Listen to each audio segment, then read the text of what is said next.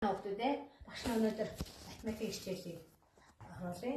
За өнөөдрийн хичээлэл олон оронтой тооны үржих байх гэсэн хичээлээ баттгая. За тэгэхээр бүгдээрээ дэвтэрээ дэлгээд за сар өдрөө тавиад гарчгаа тавиад багшаа дагаад хийгээрэй. За эхлээд хэдүүлээ 3 оронтой тоог 2 оронтой тоогоор үржүүлье. Хэдүүлээ олон оронтой тоог 1 оронтой тоогоор үржүүлэхийг үзсэн байгаа тийм үү? Тэгэхээр 2 оронтой тоогоор үржүүлэхийг бас үзсэн. Гэхдээ өнөөдөр ахаад баттгая. За эхлээд 3 оронтой тоог 2 оронтой тоогоор үржүүлэхийн тулд эхлээд 7-оор буюу нийтийн орноос нь эхэлж үржүүлнэ. Тэгхийн тулд 7-оо 5-аар үржүүлнэ.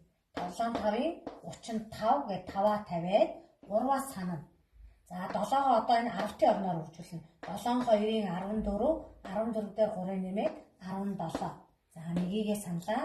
7-3-ын 21, сансан нэгтэйгээ 22. За тэгвэл 325 гэсэн тог 7-оор үржүүлэхэд 2275 гарч байгаа юм байна. Одоо тэгвэл хэдүүлээ 2 10-таар үржүүлнэ одоо. Тэгхийн тулд 10-ийн орныхоо доор бичнэ гэдэг нь маш сайн санаарай. 2 5-ын 10, нэгийг саналаа. 2 2-ын 4, сансантайгаа 5, 2 3-ын 6. За одоо 2 үрдсэн тоогоо хооронд нэмнэ. 5, 7, 7, 8. 8775 гэсэн тоо гарч байна. За та хэд дэвтэрэн дээрээ 8775-ыгаа энэ үржүүлсэн 27-доо хуваагаад энэ тоогоо шалгаж бодоорой хүүхдүүд дэвтэр дээрээ.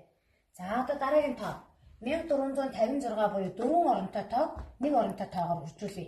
Тэгхийн тулд 3-ыг 6-аар үржүүлнэ тийм ээ. 3 6 18, нэгийг саналаа. 3 5 15, сансан дээрээ нэгийг нэмээд 16. Дахиад нэгийг саналаа. 3 4 12, сансантайгаа 13, 3 1 3, сансантайгаа 4. 4368 гэсэн тоо байна. За тэгвэл одоо та дэвтэрэн дээрээ 4368 гэсэн тоогоо 3-т хуваагаад 1456 гарч ийнө гэж шалгаад үзээрэй.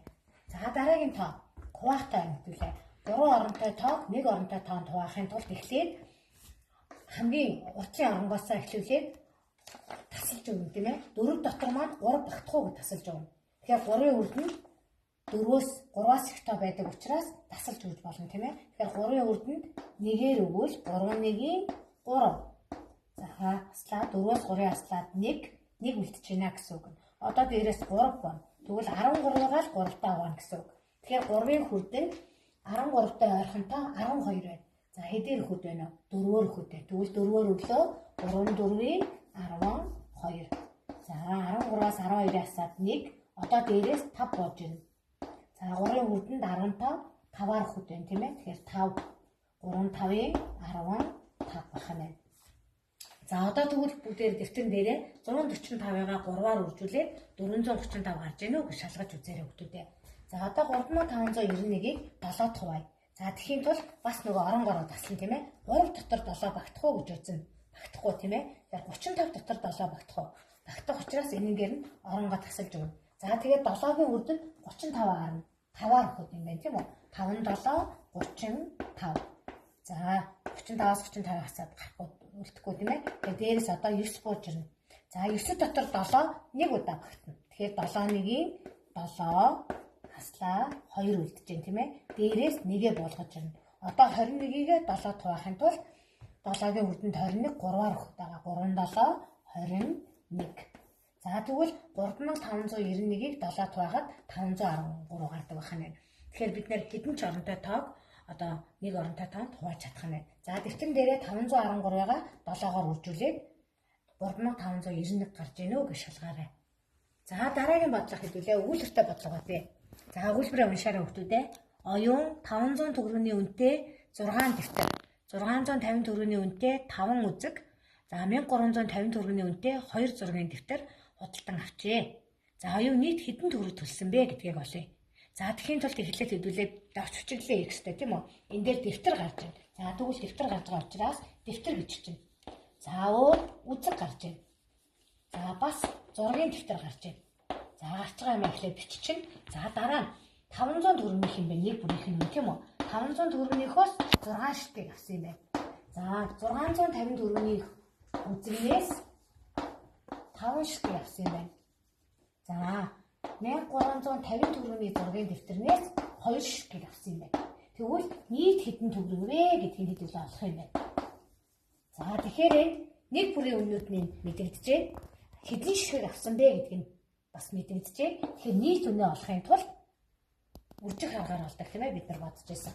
За тэгэхээр одоо хэдүүлээ 500-гаа 6-гаар үржүүлэхийн тулд бүхэл зуудалтай тоонуудыг одоо цифрийн дор цифрийн тавиад үржүүлчихдэг тийм ээ. 5 6 30. За ямар ч тоог тэгээр үржүүлсэн тэг гардаг учраас ард нь тэгээ тавьчихна. За энэ 3000 төгрөг нь бол юу авсан бэ? Дэвтэр авсан. За тэгвэл одоо 650 төгрөгөөр 5 ширхэг авсан учраас тэг ямар ч тоог тэгээр үржүүлсэн тэг гардаг учраас 5 5-ын 25 2-ыг саналаа. 5 6 30 32 буюу 3250 төгрөгөөр үзэг авсан юм байна. За одоо 1350 төгрөгөөр зургийн дэвтэр 2 ширхэг авсан гэсэн тийм үү? Тэгэхээр 2-оор үржүүлэн тэг 2 5-ын 10 1-ийг саналаа 2 3-ын 6 сансантайгаа 7 2 1-ийн 2. За 2700 төгрөгөөр зургийн дэвтэр авсан юм байна гэсэн үг байна. За одоо нийт хэдэн төгрөг төлсөн бэ гэдгээ олохын тулд 3000 төгрөг буюу дэвтэр авсан мөнгөн дээрээ үзэг авсан мөнгөө нэмнэ. За энэ хоёроо нэмээд тэг 5 2 6 төгрөг. За энэ бол үзэрэндээ дэвтрийг авсан мөнгө байна тийм үү? За одоо 6250 дээрээ зургийн дэвтэрнийхээ мөнгийг нэмчихье. За тэг 5 9 8. За тэгвэл нийт 8950 төгрөгөөр нийт үзэг дэвтэр зургийн дэвтэр авсан байна гэж тань. За энэ бичлэнгээр гэртээ бодоорой.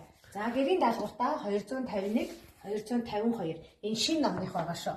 За энийг бол анги удирдсан багшууд нь 6-аар ангийнхаа гүрүүтэй авчин. Тэгэхээр та нарын шинэ номны бодлогыг бодоод өнөө ороод даалгавраа явуулаарай хүүхдүүдээ.